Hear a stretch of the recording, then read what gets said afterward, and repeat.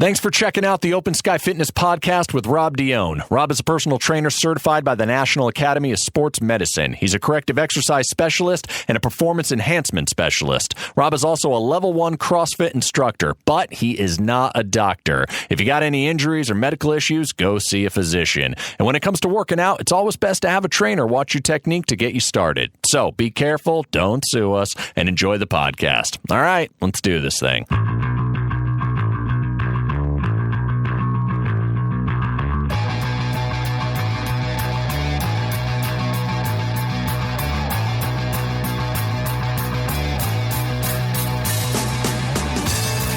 Hey guys, thanks for listening to the Open Sky Fitness Podcast. I'm Rob Dione, and I'm here to tell you that no matter where you are in your life, you can always be healthier. And we're here to help you get there.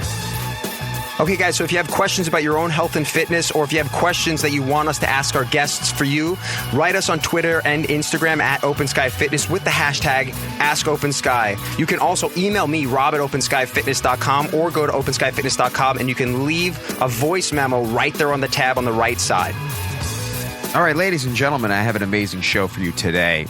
I had a really fun conversation with a fellow named BJ Fogg. Now, BJ, he's a Stanford professor. He wrote this book called Tiny Habits. And he's basically cornered the market on the idea of how to create habits from a place that's realistic. A lot of us are really trying to change our lives. We have all these ideas on how we want to improve, and we want to create habits and all these structures around improving our lives. And that's fantastic. And that should be the case for most of us in terms of like bettering ourselves and improving our lives. But is it realistic? Is it realistic to try to change everything at once, or take on these really big things like working out 5 days a week or 3 days a week even, or going on this very, very strict diet plan or something? And BJ has a very specific model and game plan, exercises, structure around creating these tiny habits, these kind of baby steps, the what about Bob baby steps to success. And it's a great book. It's a great read, and it's very realistic. And I don't want to give really much away because he has a secret sauce, this thing he called the shine that exists within it. And we get to that in the conversation. I just want to give you a little heads up. It's a shorter, you might be looking at this podcast episode time, how long this episode is, and it's a little shorter than normal. We didn't have a big window for BJ and I to have a conversation. So we gave you literally the fast and the furious, the nuts and bolts of what Tiny Habits is, and I think we delivered on that. And it was really fun, and he's a great guy, and he and I have a great rapport, and so I'm excited to share this conversation with you. So I'm not gonna delay it. Let's do this. Let's jump into the conversation with BJ Fogg. All right, guys, I have BJ Fogg on the line right now. BJ is a PhD, founded the Behavior Design Lab at Stanford University. In addition to his research, BJ teaches industry individuals how human behavior really works. He's the author of the New York Times bestseller, Tiny Habits, The Small Changes That Change Everything, and he created the Tiny Habits Academy to help people around the world improve their lives. I'm really excited for this conversation. BJ, thank you for coming on the show. Hello, Rob. Thank you for having me. Of course. I'm super excited to chat with you. I've had a huge transformation in my life in the last 18 months since my baby arrived, and I'm realizing that one of the best ways to really change is to start implementing some serious habits into your life that have a positive impact. Hence, having a conversation with you.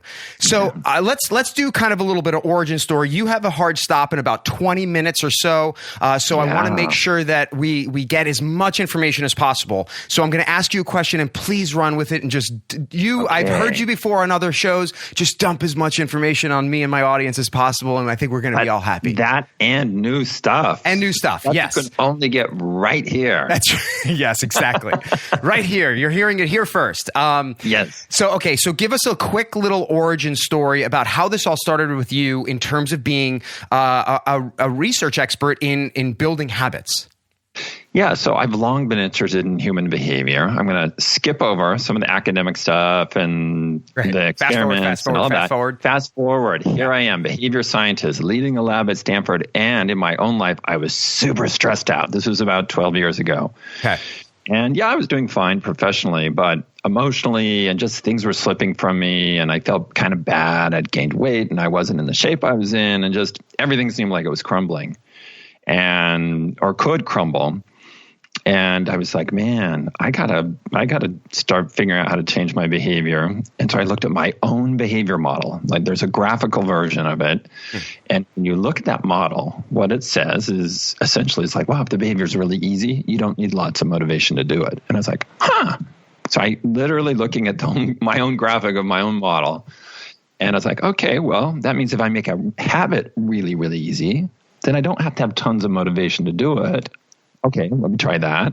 But I also know there needs to be a prompt. So in my model, behavior happens when there's motivation, ability, and a prompt.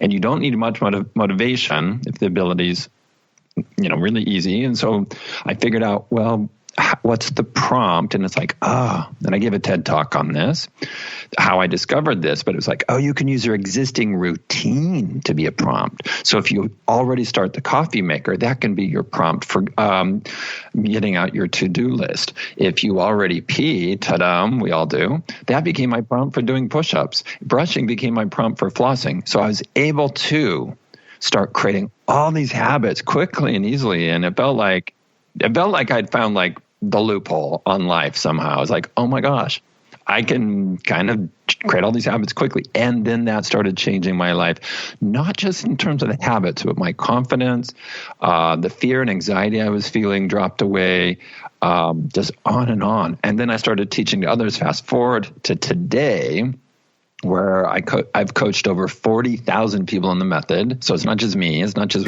that I'm an odd person. Yes, I'm odd. With lots of great habits. You're just this weirdo with like fantastic habits. And so it's a really easy method. But it really came out of not a laboratory experiment. It came out of me just grappling with like, my life's kind of headed in the wrong direction right now, BJ. Let's figure this out.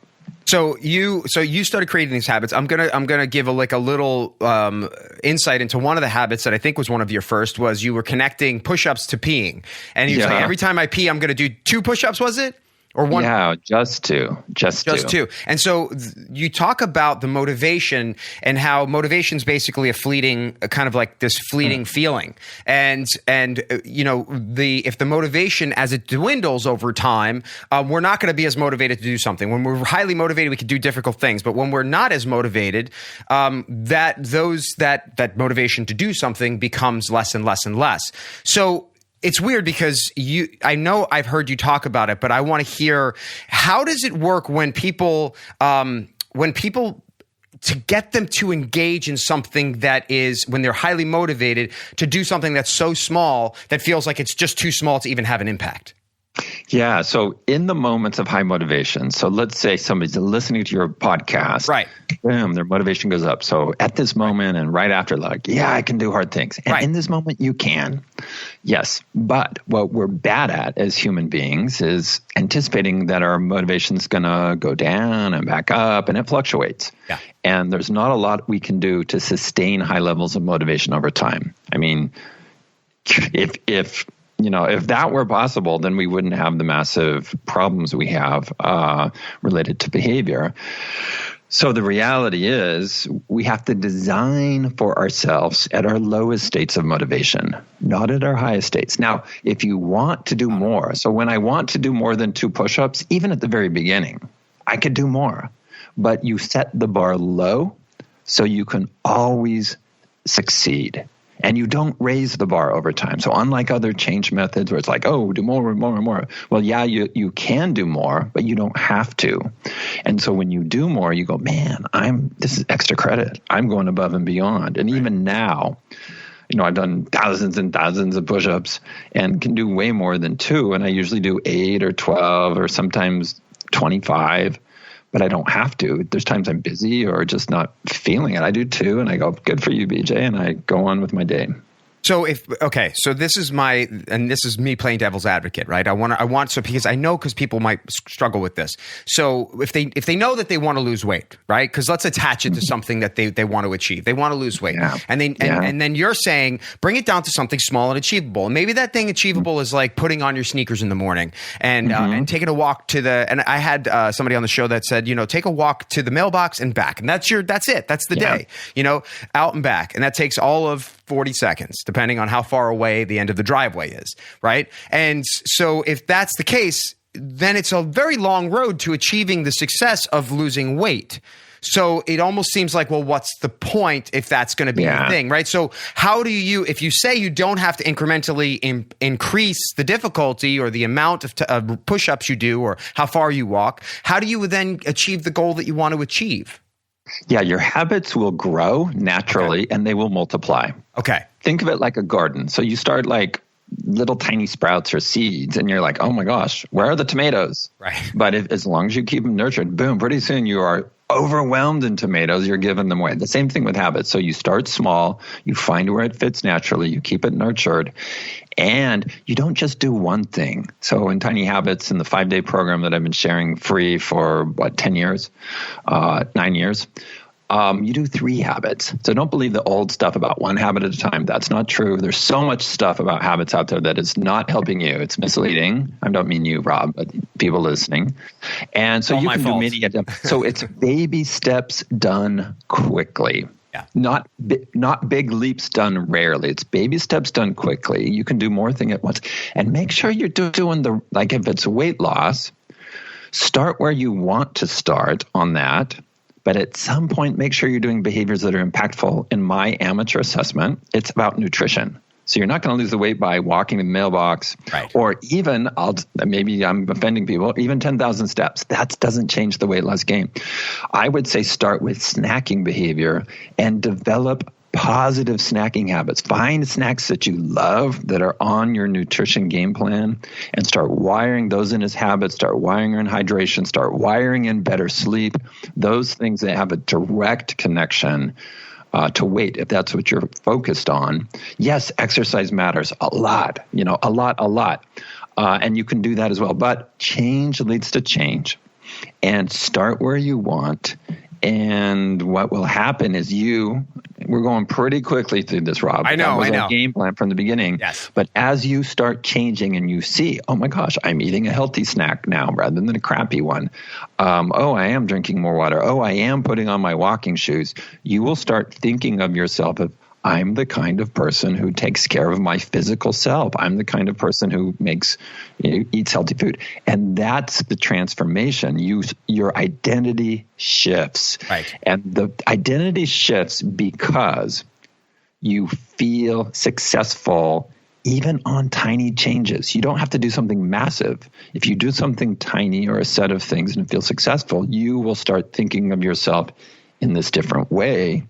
And then that has this much bigger ripple effect in your life.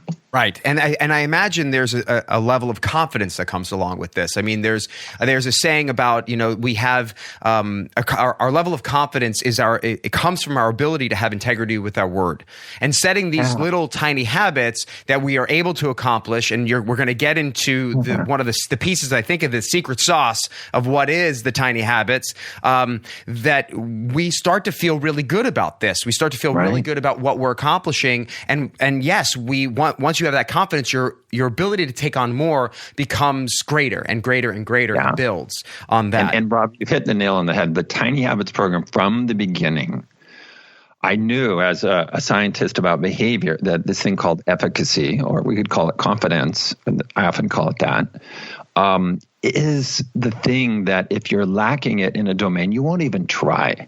But if you build it, then you will try new stuff. And when you hit roadblocks, you will persist and get through them. So Tiny Habits from the beginning, I shared the program, evaluate it week by week, tweak it, so I could maximize. And the number one thing I evaluate at the end of every 5-day program is how has Tiny Habits affected the confidence that you can change. And so from the beginning, it was like, this is a program, and the confidence can develop quickly, and it can come from even the tiny changes. So you see yourself succeeding in these tiny ways, and that has a disproportionate impact on your confidence. So you don't have to go out and run a marathon to get confident. It's like, oh, now I'm doing 2 push-ups. Now I'm flossing 1 tooth. Now I'm drinking water. Right. And that can have a much bigger impact on people's efficacy than they expect. I'm currently reading a book called Mindset. I think it's Carol Dweck. Yeah, Carol Dweck. Yeah, fantastic. Yeah. And I think that what a little bit this crossover of these two thought patterns is that where you're leading people in from a fixed mindset to a bit of a growth mindset where they think that they're stuck where they are, and then you're transitioning into somebody who feels like they could basically do anything as long as they take the steps to do so. Yeah. Okay, so so you talked about basically your B map, right? Motivation is anchor number 2? No. Is ability. Yeah, sorry. So I know I'm putting the 2 together. So ability and then the prompt, right? We talked about that, but then you also have something called the ABCs. And it just happened that it ends up being ABC. Right. I know. It works out so perfectly. I'm always suspicious when somebody has something that spells a word. It's like, okay, what did you have to tweak conceptually to get that? Well, in this case, the ABC refers to the 3 hacks in the Tiny Habits method, and it just happened. Yeah. Let's start with the B, the thing in the middle. That's the new behavior. That's the thing you want to become a habit. And the hack there we talked about is you take the 20 push-ups or the drinking a gallon of water or whatever, and you scale it back to be super tiny. So you hack it, make it tiny.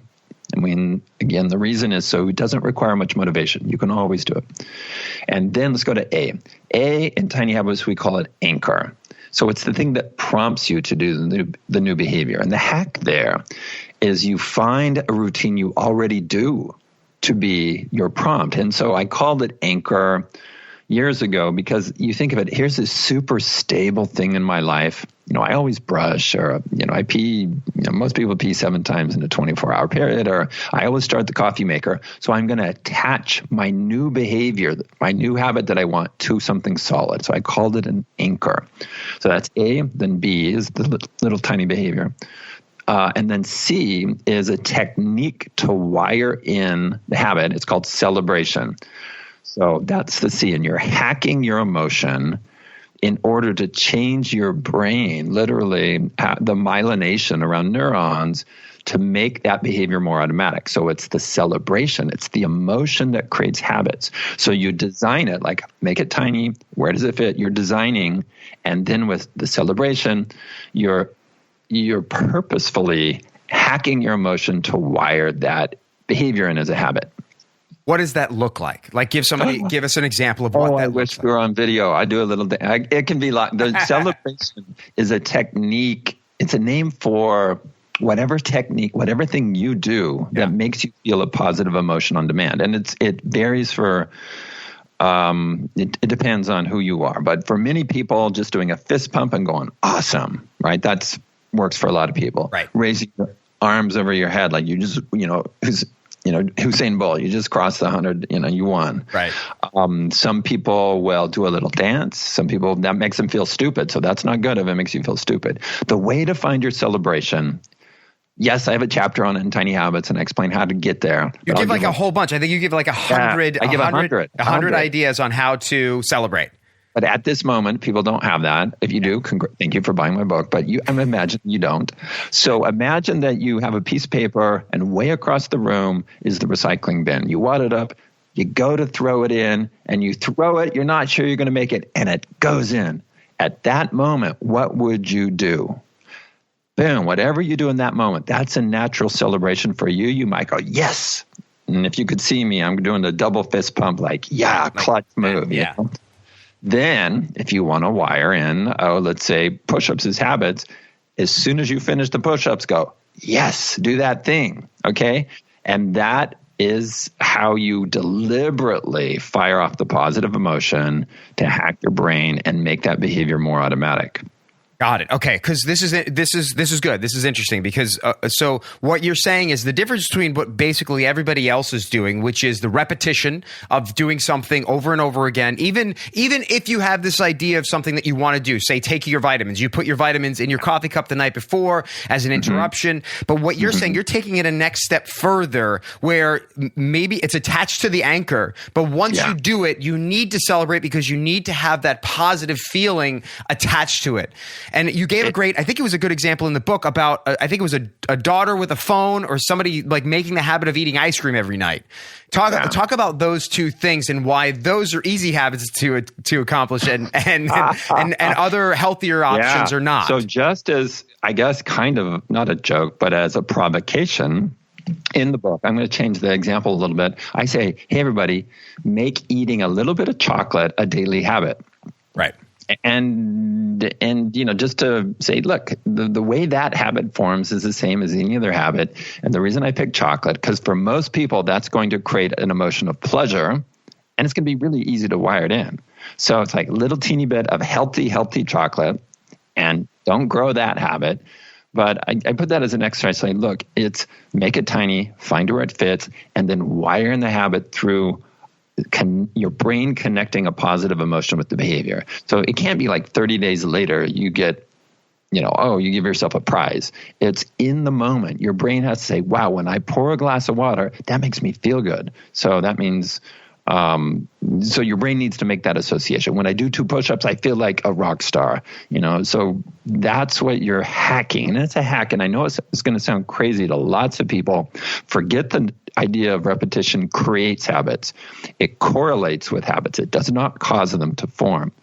And you can form them very quickly if you're good at celebrating. It's directly related to the intensity of the emotion that your brain associates with that behavior. And there are habits we all have in our life that were one and done. Let's say there's a new app that you use and it's awesome. You love it. Guess what? Bam, it can wire in. You just never consider, say a new travel app. You use it and it's like, oh my gosh, this gave me superpowers. Oh, I was able to do everything so quickly. Well, if you have that kind of intense feeling of success, and I call that shine in the book, then you're not using the other apps from then on. It's one and done. You've done it. It had this great emotional payoff.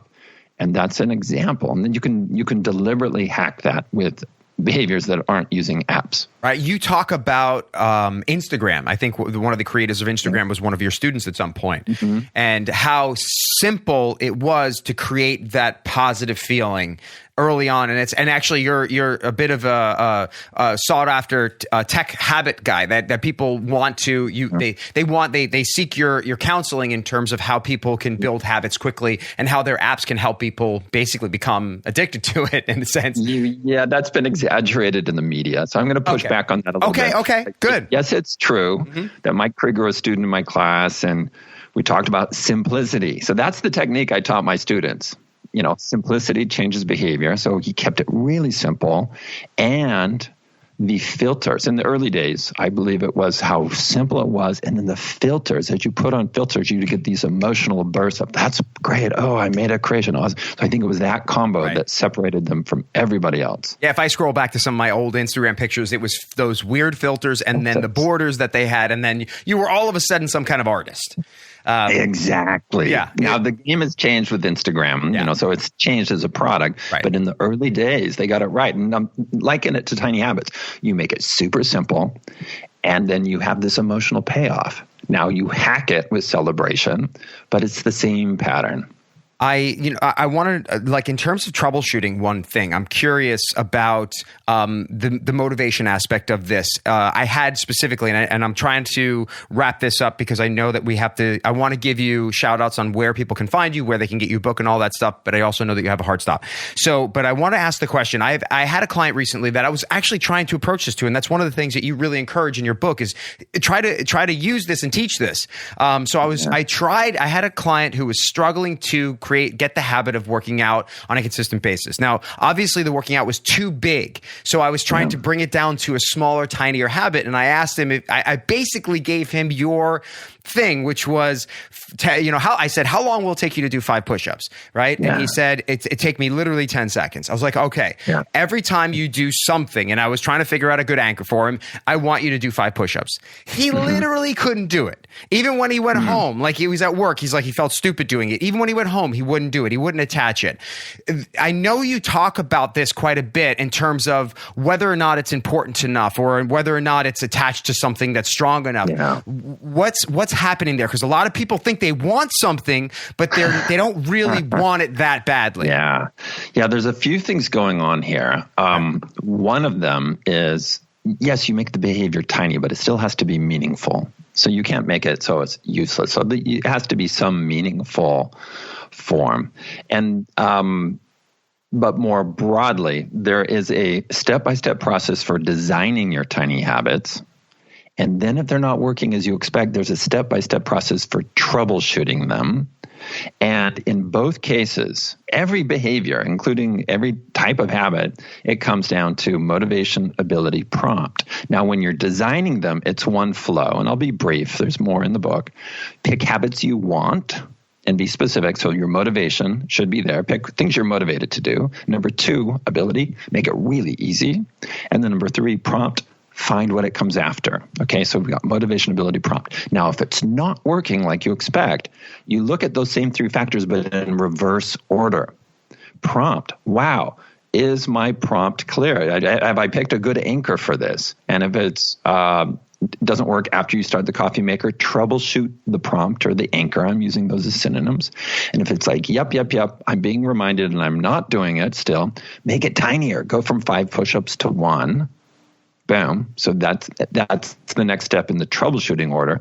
And then third, if you're still not doing it, I'm being reminded it's just 1 push-up, then you know it's a motivation problem. And then guess what? It's the wrong habit for you. You thought you wanted it, but you don't really. So that's okay. There's no failure. There's nothing. You're not a bad person. Just recognize you really don't want this habit right now. Get rid of it and pick one that you do want. And so the design flow has one order where the troubleshooting flow has the opposite order. Yeah. I love it. I'm going to give you a little example, and then I'm going to tell people where they can find you. Every single morning I wake up, I've started the Miracle Morning kind of routine, right? Fantastic. I love it. But one of the things I have to do before I get into my reading, which is the start of my Miracle Morning, I have to feed my cats, and I have to make my coffee. Two things that I have to do. So I've created a prompt hack around this, like an anchor. So when I because I have to feed the cats, I have to feed them. That's the one thing I have to do.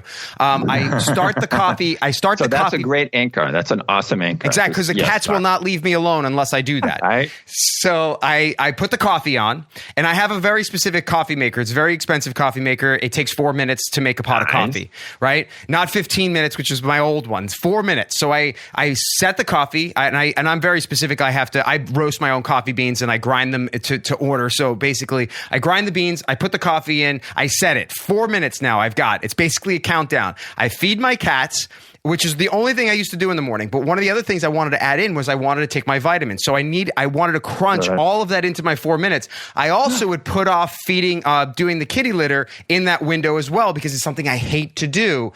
But I knew I have to do it every day. Otherwise, I have 2 cats. It gets out of hand. So now my goal is every time I set the coffee pot, it's a window of opportunity, because I'm going to be in the kitchen anyway. I get all those things done in that 4 minute window. Yeah, let me build on that and give one more way to think about the tiny habits method. You can start with routines you already have, like feeding the cat, and go, oh, what new habit would fit naturally after that? And so you start with your routines, your anchors, and then you think what could come after. So we all pee. What would come after that? Naturally, some people do squats and so on. We maybe start the coffee maker. You buckle your seatbelt. What can come after that? One very successful habiteer, she starts her audiobook player. If you feed the cat, what could come right after that? So every existing routine you have is an opportunity to then slide in a new habit just after that. Anchor a new habit after. So that's one direction, one way to design for this. Awesome. I love it. All right, listen, BJ, I know obviously you have that call coming up and you got to take that. I just want to let everybody know, bjfogg.com. That's just BJ and then FOGG.com is the website. The book, which by the way, thank you so much for sending that. I really appreciate it. Love the book. As you can see, I have my notes and everything in there. Tiny Habits is fantastic. You can pick it up on Amazon. If you're not sure where to get it, then just go to tinyhabits.com as well. BJ, thanks again. I appreciate all of the Rob, all thank the info. you so much. Right. Super fun to talk to you. You as well. Aloha. Aloha. One more time, BJ, thank you so much for coming on the show. I hope you guys got a lot out of that because I certainly did. And that might be an episode you need to listen to. Just literally rewind the conversation because it's probably 25 minutes long and that's it.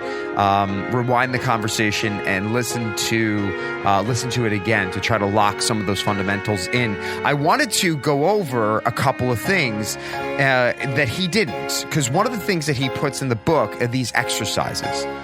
And I highly recommend picking up this book because it's full of these different kinds of exercises. But one of the things that he has, that BJ has, is something called After I, and this is the anchor, right? So like we were talking about with me, with my coffee in the morning or feeding the cats in the morning, the feeding the cats is my anchor. It's something that I'm going to do every day. And so he creates this recipe. He calls it a recipe of after I blank, I will blank, right? So for me, the example is after I feed the cats, I will take my vitamins. I will, after I feed the cats, I will make my coffee. After I, you want to build out this list. And for him, we were talking about how you kind of work backwards. So for the client of mine that the push-ups didn't work, maybe then you're picking the wrong habit to create. It's not strong enough for you if you figure that out for yourself. Well, what you should be doing is creating a list of these habits that you do want to work on. And then you pick from that top of the list, what's the thing that you really want? What's the thing that you're most passionate about changing, right? If it's about creating an exercise routine on a daily basis, then maybe the push-ups is the thing for you. If it's just generally feeling better and increasing energy, maybe taking vitamins is the right thing for you. So create the list of the things that you want to start creating habits around in your life. And then start creating that recipe on the and then all the different anchors that exist. He has a great breakdown in the book of ways in which. So you break your day down into pieces and you say, what are my morning habits that are already existing? What are my morning anchors? For me, it's waking up. I have to feed the cats. I have to make my coffee. Those are the two things that I'm always going to do in the morning. But I want to attach a good habit to that. One is I want to scoop the kitty litter out. I want to get that off my plate, right? It makes me feel good to know that it's done and that it's not looming over me, as well as I want to take my vitamins because I know that I easily will forget about taking my vitamins. But I know that my vitamins make me feel better for the day. And so I've sandwiched them next to those anchors. So it's when I do this, I will, once I do this, what the heck is the recipe? I'm messing it up now. After I blank, I will blank. So use those recipes to create your potential habits that you will create, and then test them out. And this is not win or lose or pass or fail. This is trying to improve your life. And if it works, great. Keep it going. Build on that. You plant seeds everywhere. Like he says, you can do more than one. You don't have to just do one habit at a time. You can create a whole bunch of them, pepper them all throughout the day, and then see what sticks, see what doesn't stick. If it doesn't stick, then troubleshoot it. And if it does stick, then fantastic. Keep planting more seeds throughout. So I had a great time in this conversation, even though it was really fast and furious. And I hope that you pick up the book. I hope that you check out BJ, because I think that this is a really important way to start feeling good about yourself, start feeling more confident. I've been talking about since January how Devin and I, or myself, but Devin and I did that podcast, that first of the year podcast around creating habits, waking up in the morning and doing my morning routine. And I'm not even kidding you guys.